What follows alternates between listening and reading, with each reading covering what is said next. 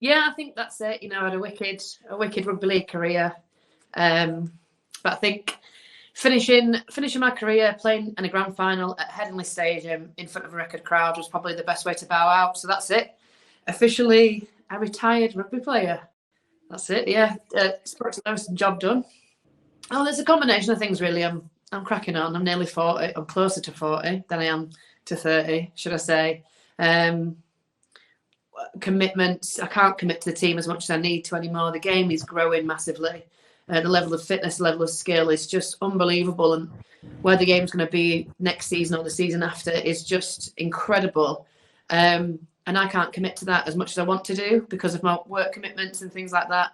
My age, probably mostly, but and look, I managed to be on the bench for a grand final for Leeds Rhinos at Headingley, but on there, we had Amy Johnson at 18th man, who wasn't playing, who's prop, and then we had 4 other props and forwards on the injured bench. So there's a talented young bunch of girls coming through, and if I can have had any kind of influence over how they play or what they do in the seasons to come, that's enough for me. But I think when your time's your time, and I want to bow out playing at a grand final rather than scraping around and being an 18th, 19th man or even not being selected. So I think it's the perfect time to get the fine balance of both.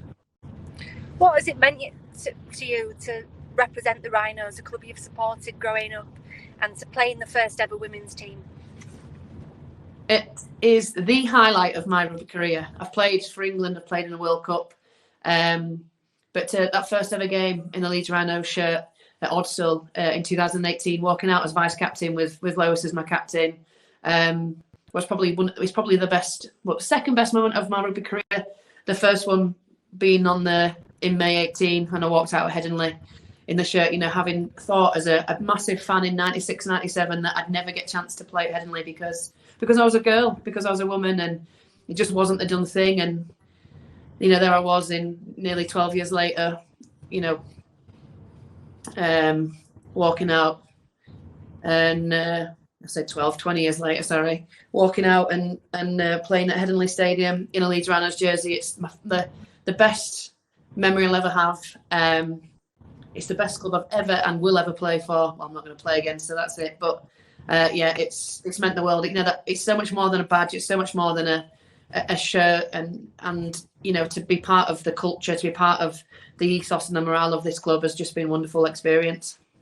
It's been a super short and sharp career. 2015, I got my phone call from Chris Chapman to ask me if I wanted to step and play rugby league from rugby union, and I thought at the time that there was a waiver of an England cap, but I didn't actually believe it to be true. And then the June 15, I made my England debut.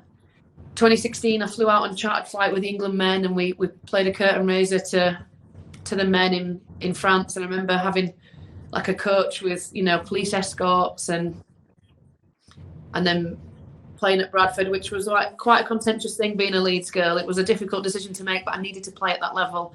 Winning the treble with them undefeated was just absolutely wicked. And I remember thinking that was the time that women's rugby league was really growing and going somewhere. And then from that moment, it's just to see the expansion. I think it sounds like a really cliche thing to say, but the growth and the expansion of the game has just been so wonderful to see. And I think that's a real representation of my age and what I'm getting out of the game now, is the fact that I've seen the likes of Lucy Murray at community club, and now I'm playing alongside her, versus playing along with the stalwarts of Andrea Dobson and Lois Forsell and Kirsty Maroney. I think I've had a real fine balance of everything. There's just been so many wonderful moments. I've got to play out in Sydney and Cronulla Sharks, and I couldn't even put into words. And then alongside of that, to have the on Sunday at the grand final, girls asking me for my boots. We're actually role models now, and it's an absolutely awesome feeling to think that I'm a teacher. My job is to inspire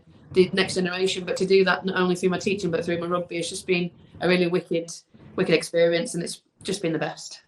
Yeah, it wasn't the result we wanted, but for women's rugby, the event was the result we wanted, if that makes sense. And there's some young girls out there like Caitlin Beavers has just turned 20 years old, and she's just such a phenomenal player in that, she's known throughout everything.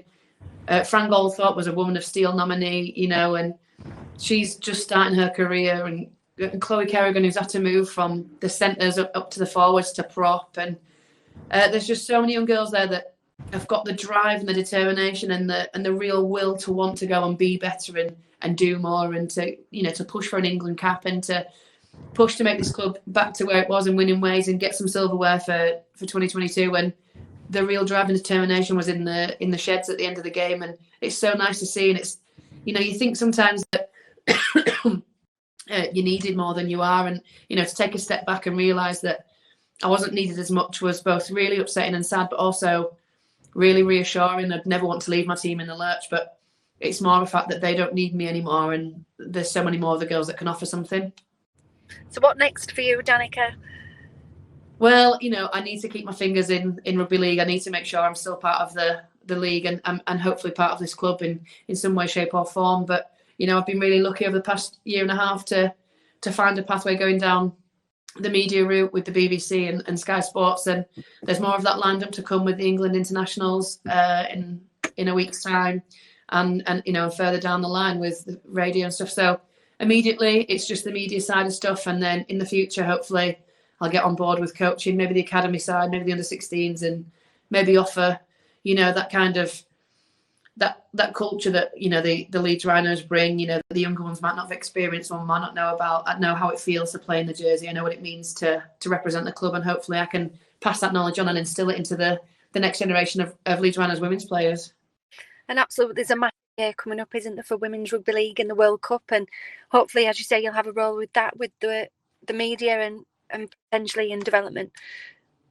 Yeah, hugely so. Yeah, like I've been in talks with the BBC, and hopefully that's something that will be looked at for me in the World Cup. And, you know, it means to get to be a part of being around the game, being around the girls, still being party to it, and you know, making sure I've got my foot in the door at all times. And I think it's quite nice to be able to reflect and have a women's perspective on the game, and to keep addressing, you know, that these misconceptions that we're not professional, and, you know, we're an elite sport, but still juggling all of the other things behind the scenes. And these girls choose and want to play. They're not paid to. So, you know, it's that sheer love of the sport that they're doing it for. So I kind of like want to keep on promoting that and pushing that, and making sure that that's until the girls go professional, that's always remembered.